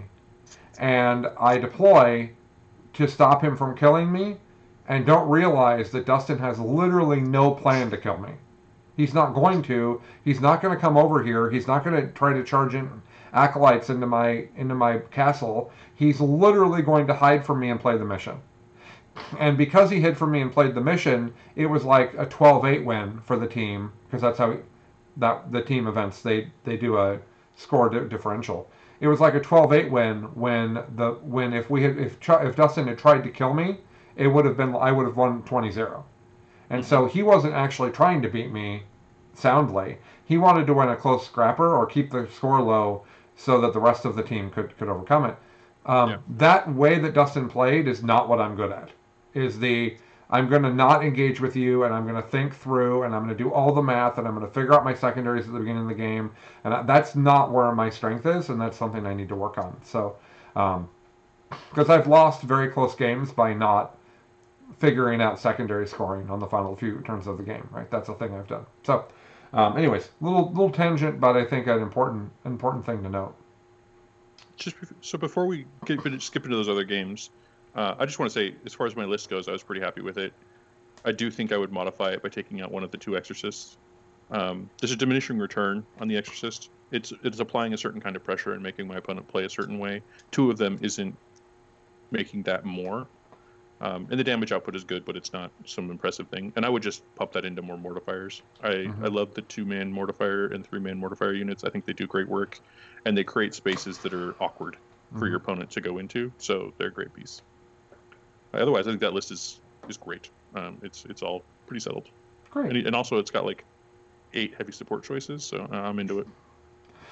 So we have 3 more games to talk about, and then I want everybody to talk about how their lists would change. But I don't want to go into incredible detail on these games unless there's stuff to learn, because nobody can go see them. So it's not really, you can't see all of the nuance of what happened. The first game off stream was Mitch and I, which was great because Mitch and I haven't had a chance to play in a super long time, and I think we had Mitch, I think we both had a good attitude about, this is a ridiculous matchup, let's just have some fun. Yeah. Basically, Dawn of War was not basically my Terminators took the middle of the board and my army shot at Mitch's army, and I went first, which didn't do him any favors. If he had gone first and the full gun line could have shot me, he kills attack. He killed. I killed 6 attack bikes. Yeah, but on the second turn with shooting missing, like you would have killed all the attack bikes. Yep. Anyways, it was just the guns weakened Mitch to a point where he had no choice but to charge me. And when he charged me, he killed half of the Terminators from the Dark Angel Terminator unit. They fought on, some of them fought on death. The ones that were left did a lot of damage, and Mitch looked at what was left and he's like, well, you basically cleaned me up on the next turn. But that gamble was right, Mitch? Like, you had to make that charge. Yeah, there's nothing else you can do at that point. Like, you either roll bad enough, like I get enough wounds through, and it's so spiky with the reroll wounds on the lightning claws. Like sometimes you're gonna get a bunch through. Like the command squad with lightning claws, it was 4 dudes, and they did like 11 wounds, and then 9 Terminators did like 8. You never know what you're gonna get. So that was the only move left. If I can do that, I had killed off pretty. The other thing I did is I got obsessed with killing one of your command squads instead of killing the last squad of melta bikes. If I killed the attack bikes, I would have had a few options left. They still would have been long shots, and they probably don't work. But by misprioritizing my targeting there with my last of my really high strength shooting, that was the other misplay late in the game. But yeah, the only chance was to get lucky against the Terminators and then see if I can clean up the characters that were hiding behind them. Yeah, and then I was hoping that the Death Corps command squad that charged into your Talon Master would do more than a wound, but no such luck. Yeah. I thought that one of the things that I took away from it is that the Lightning Claws seem like they're really great into those Deathwing Terminators because they reroll wounds, but doing 1 damage to them is just such a rough road because they have a 4-up save and a 6-up feel no pain. So like when his unit does 8, right? That's 8. Like 8. That's like 8, and then I get to save 4 of them. There was like 28 wounds, and they just walked away from most of them. Yeah, exactly. So. Yeah. That's a really important note. So then the next thing that happened is Mitch went off to play Chuck, and I played Tyler. Tyler, what would you say about that game? Yeah, I mean, I went into this event having played against Dark Angels once with this list, and it was like not the exact right Dark Angels list. No, he was trying out the Plasma with the weapons of the Dark Age. He was doing Knights instead of regular Terminators. Great player, but like, and I still lost that game after doing some crazy shenanigans because my list is fundamentally a fire base of Strength 8 2 damage guns that are AP2, and if there's three things that Deathwing Terminators don't care about, it's Strength 8, AP2, and 2 damage. So I was not super confident about my list's ability to perform in this matchup. Playing a domination mission and having to go first didn't help either. But at the end of the day, like, this is not a winnable game for me, so I focused on a lot of fun microplay to get good practice out of it. Like, for example, I held you to 4 points for Stubborn Defiance. That was fun. Yeah, that was great. But at the end of the day, this list is gone. I am not playing this list anymore in any competitive event where I expect there will be Dark Angels because it's not a winnable matchup. Okay. And I've got other fun stuff in store, but like, I can't rely on Barbed Hero Duels anymore, unfortunately. Oh man, you've got so much effort into them. I'm playing Scythe Hero Duels now. It's fine. Same model. Oh, okay. So I'm getting my money's worth out of those models. Don't worry. That's great. Yeah, one of the problems the Dark Angels have is they don't have a lot of stuff, and so on that particular table, in order for me to go engage with Tyler, which again I didn't need to do, in order for me to go engage with Tyler, I accidentally let him deep strike in and take my. Basically, I let Tyrannid Shenanigans take my Stubborn Defiance objective away from me twice. And the problem is that every time you lose that objective for one turn, the score counting starts over. Yeah. So which is the weakness of that secondary, which is a very strong secondary. So, so it's there's some issues there with how the Dark Angels are played. But I certainly thought that matchup was bad for you. And then I think wasn't the last game of you guys, of Mitch and Tyler, wasn't that also a oh man, somebody went first and rolled well? So we're playing the Scouring, and I just look at it, and I'm like, well, as the terrain is set up, I cannot win. You hose me off the table, and there is no game. Like because he has the perfect shooting profile to kill everything I have. So we rejiggered the terrain so I could at least hide some artillery, so it could at least be somewhat of a game. And then I made the mistake of, I was thinking about, well, it's a big board at this point. I might want to deep strike some Scions. I really needed to use those Scions to just screen out Lictors, and I did not. In like 3 turns, it was definitely over because there's just like I got my Terminators into the meat of your gun line and stuff, but it didn't matter. Yeah, if you think the Terminators bounce off Deathwing Knights, just wait until they're winning on 6s re-rolling. Like it's not good. Yeah. I think you also. I would have screened with the Infiltrators because they would have just given me a really bad time if you could like. Well, I did, but you just picked them up. Fair. Yeah. You have the shooting profile for that too. They just go. Whoop.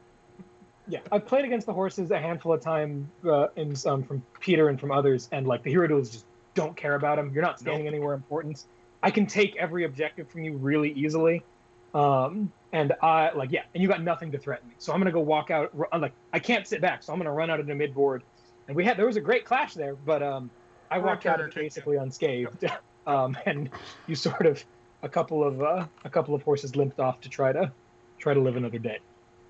Yeah. Yep. No, it was not a with that mission especially, but even without that mission, it's a hard matchup because he doesn't really care about my gun line is scary if he can't see it and he can't control any part of the board, but he has enough other models to gum up my works, and he'll just kill what he can see and has the perfect guns to do it. And so I will have no board presence and I will just have shooting in that scenario, and that just isn't enough. Yeah. Mitch's list is exactly the kind of thing that my list is designed to deal with. It's designed to deal with AdMech, with Guard, with people who want to get into a shooting match with me and try to have board control. Because I do both of those things better than most people. Mm-hmm. Yep. All right. Well, Chuck, you asked me to put together the scores so that I could come up with what the official 1 through 4 ranking is. And here's the funny thing about a 4-person tournament. Right. You don't actually need the scores. So I went 3-0, so I get first. Chuck went 2 and 1, so he gets second. Tyler went 1 and 2, and Mitch went 0 and 3. There you go. Woo! That's the ranking. So It's very consistent. Fourth. Yeah, it's yeah. Mitch's place. Well, I mean, you're usually happy to get fourth in a tournament. Fourth in a That's tournament's what I'm really saying. good. Like, it's very Yeah. consistently what I There was get. a string of like 10 tournaments you got fourth for a Yeah. while there. So that's what's happening there. Let's talk a little bit about our list before we wrap up here. I will probably continue to play the. So the idea of speed painting the Dark Angels, which I did, and making sure I own the army for the most part. By the way, I could not find more attack bikes, and our good friend Fred sent me his attack bikes from Chicago to borrow. Man, that meant a lot to me to not have to proxy attack bikes on the stream. I really appreciate that. So I will still play Dark Angels some. We put that army together to be a thing that sits on the shelf and comes out to test and to stress test other armies, because it I don't is think you should play it in an RTT scenario. You should play it in one-offs for practice and stuff, though. Yeah, just for your own well, happiness. I just didn't enjoy myself as much as I would have if I was playing Tyranids or White Scars. I would have had more fun. So, or even if I'd played some weird Eldar thing that doesn't work right, I would have had more fun. It just Dark Angels just aren't the way I want to play the game. That's fine. We have that army. We're going to keep streaming it. I'm going to buy more attack bikes to send the Chicago-based attack bikes back to Chicago. But that list, I wouldn't change it. There wasn't anything in there that I thought didn't work right. I think if you want to do the all close combat Terminators, that's fine. You hide them more, and you don't expose them to shoot. I just like in all the games, the Stormbolters did phenomenal work. Just the missile launchers are cool. The missile launchers killed Exorcist, and Exorcist I never was going to get to with my attack bikes in my game with Chuck. But the Stormbolters killed everything. They killed Gaunts, and they killed Rough Riders, and they killed Sisters, and the Stormbolters were really important in the Rocket Line. The Typhoons are great with all the rerolls and everything. So no changes on my list. Tyler says his list dead. Yeah, but before I talk about that, if I can make one recommendation, Colin, like very small thing, I think you really want to get rights off of your -1 damage banner, because those two things need to be in very different places in a lot of games. But like, yeah, the list is very strong. I think that's a fair point. I just don't know. Other people put rights on one of the Talon Masters, which I think is an interesting idea because they have 36-inch range on one of their guns. So you can kind of like the Talon Master within 3 inches of 2 bodyguards that are hiding in a building is doing Stubborn Defiance, and you're shooting and you're not getting shot. And it's the WoW we stand, we fight. Yeah, right. One, right? So you have one to risk and one to just keep safe. Yeah, I think that's a fair point, Tyler. I'd probably make that change. I will point out that Mitch's army played with the idea that I'll just put characters within 3 inches of a wall that has bodyguards behind it, and so did mine. And Chuck made a comment that is absolute trash. And he's right. That is not the way the game should function at all. That is terrible. Just awful. I am actually leaning further into it. Shocking. Yeah.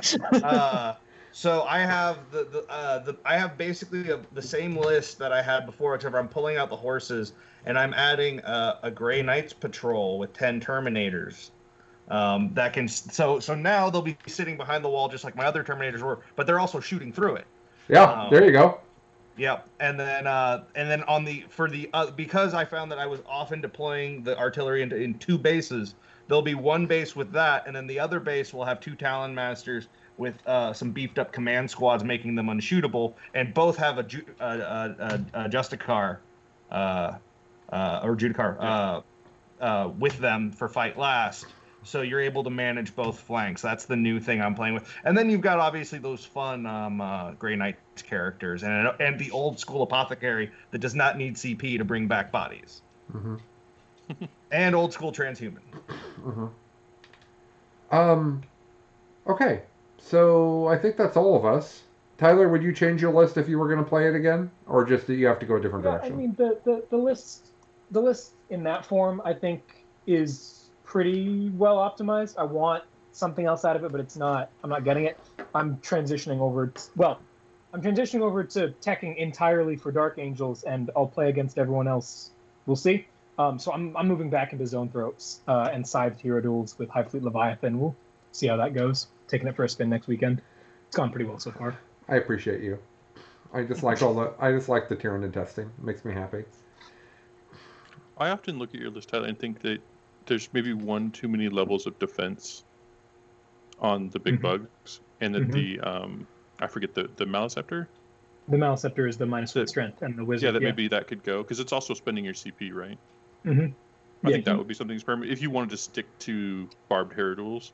That's a thing that you could consider because I feel like at least in the games that we've played, I feel like I've taken advantage of like I could jump you, spend your CP.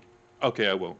Yeah, if they would move that stratagem to start of the shooting phase instead of start of the player turn, that list gets so much better. Much better. I agree. Yeah, I loved knowing well in advance if the Maliceptor aura was going to be up. Also, we had a moment in our game where Ezekiel tried to turn off the Maliceptor's aura. It did not work, but if it had, the game goes south for Tyler in a massive hurry. That's power, where that turn off aura power is amazing, and I think people aren't understanding. I've seen what people are taking for psychic powers for Dark Angels. The ability to turn an aura off is pretty crazy. So, also, you can turn Synapse off, just as an example. Does it require line of sight to do it? No, it does not. Oh, yeah. So, there's a lot of values in there. And it's 18 inches, so he can be behind the Terminators when he's doing it. Like, yeah, it's real good. Yeah, that's real.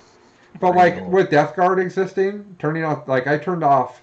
I won a game with the Dark Angels because I simply turned off the Fight Last aura on the longer Fight Last aura, the bigger aura on the Foul Blight Spawn. Well, that's in the game with Mitch. He really proved to me that like the Repentia suddenly turned to trash as soon as somebody has a Fight Last aura. Oh yeah. That I've been looking for my own fight first, but maybe something like that is actually the solution where I could just be like, well, you don't have that anymore. Now the Repentia go in because I know the Repentia are going to make it. Right? I can guarantee that's how this is going to go. And that's why you need multiple sources of Fight Last, people, not just one. That is not the standard one of your anymore. bases at a time. I'm patient. All right, so we're going to be back in 2 weeks to record again, same time. And I believe, is that the weekend that the pre-order is for Drukari, or is it the weekend after that? I'm confused now. The 20... Did they put a date on it? Yeah, they did. And I can't remember whether it's that Saturday or the following Saturday that's the pre-order. So Drukari is going to be a big thing for the show. I am an elf player first. I love my Tyranids. I love them, and I'm not getting rid of them, and I will continue to play them. And if there was a tournament tomorrow that I was going to, I would take Tyranids. Love them. But I am an elf player at my core. And I own a lot of Drukari that I've not ever really gotten to play competitively. And I do not know what's in the book. I have friends that are playtesters, and I don't know what's in the book. So, that people are behaving themselves, which is good. I don't know what's in there. I'm presuming, though, that there will be stuff that's worth playing around with and trying. So that'll be a big thing for the show. I'll be streaming that. I'll be talking about that here. I'm going to have, once that we've had it for the book for a few weeks, JT McDowell and Scary are going to come on the show, and we're going to do a nerd out on Drukari, which should be really, really, really fun. I'm very excited to see how they handle, because it's such a different faction from all the factions that have come out so far. There's so much power armor and Necrons, which are just power armor. And I do not expect reading the Drukari book that I will think they're as strong as Dark Angels. I do not think that. I think that they will have tools, and there will be a list or two that can hang. I do not expect the level of breadth that some of the other latest codexes have had. But maybe I'll be wrong. I'm just setting my expectations a little bit lower than that. I have to find a thing that works. I don't have to find 5 things that work. I think it's really just going to depend on, they have some really amazing units. We've seen we've seen Necrons get completely shaken up. We've seen, you're right. We haven't seen a Xenos Codex really. And so it's going to be interesting because we've seen so many weapon profile changes and changes to basically fundamental parts of units in the Imperium side of thing, and Chaos to a degree too. But Death Guard is already a new faction, so it's less so that one. But we've seen things that haven't changed for editions change. So I think that's going to be interesting, is what is changing in Dark Eldar that hasn't changed for editions, and that's going to be where the sauce is. Yeah, and I'll say what I know. Mitch, I'm just adding words to what you said because I know you think this way, and you just missed it. So Mitch and I have talked about the fact that there is no fragile codex in 9th edition right now. Yeah. Like, the Sisters book is from 8th, And the sisters are fragile, but they're not fragile in the same way that Drukhari will probably be. I do not expect that you'll be able to hand out 4-up invols to units around you, right? Now, the big question I have is, if racks are units of 20, I'm going to be playing 60 or 80 racks. So, and I don't have any heartburn about that. I think that will be a fantastically fun thing to start a Drukhari list creation with. Because that's not going to take up the whole list. That's going to take like a third of your list, and then the rest of your other 2/3 will be things that do stuff. So that shoot things and punch things. I really want Drazhar to be good. I really want Incubi to be good. I want Incubi to jump out of vehicles and smash people. Like I want all types of stuff. So it's the 20th, which means when we record again, I will have probably seen the leaks. But that will only be my initial thoughts. That won't tell us anything. Next time we record, that is. So with that, I don't. Okay. It says, imagine thinking racks will keep their current roles. Okay. I do think they'll keep their current. Whatever. We'll see. Okay. So with that, we're going to wrap it up for today. We'll be back in 2 weeks. In the meantime, make sure to follow us all of the places. Make sure to go to patreon.com/biffpod. We had 4 new members of the Patreon group join this week, which was really neat. Please come join our BiffPod and the BiffPod Patreon. Follow us on Twitch. Follow us on YouTube. Those links are easy to find, but they're twitch.tv/BiffPod and YouTube/BiffPod. And we will be back very, very soon to all of you. Thank you so much for listening, and we'll be back soon. Bye now. So, quick question before we go. Oh, hold on. We're not going yet. Is this the first time we've finished the episode on time? No. You sure? Yeah. if we're calling on time 2 hours, on time is not 2 hours. Oh. I've always thought it was. Yeah, I always expect a 2-hour podcast. Yeah, we actually recorded for a lot of COVID an hour to an hour and a half. But we also there was also the Nova where we did 7 hours of content over 3 episodes. There was also that. So, anywho, all right, guys, we'll talk to y'all later. All right. Bye now. Bye. See ya.